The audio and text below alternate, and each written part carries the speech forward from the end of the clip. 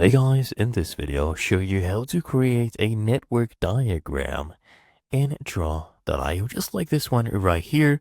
The first thing I want you to do is come to the bottom left, here on the left hand panel, click on more shapes, and then you can go ahead and choose different networking sets that you can toggle on.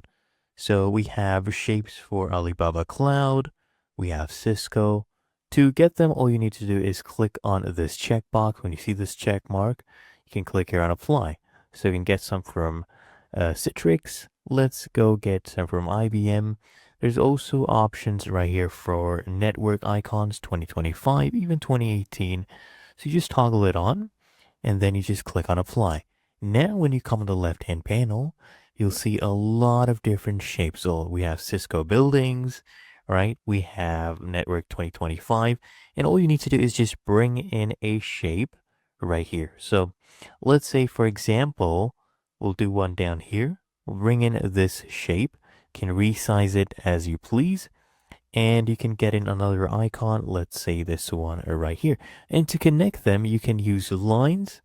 So here we have a line, can bring it in to show the different connections. So let me go ahead and just move this here. Okay, so there we go. We have the line, and you can use that for making your connections, as you can see right here.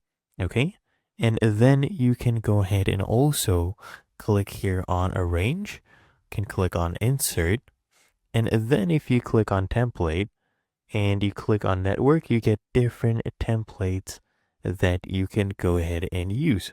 You just click on them and then you click on insert. Let me bring a new page in. There we go. Just click on insert. And as you can see, we have this diagram. So that is how you can go ahead and create a network diagram in Draw.io.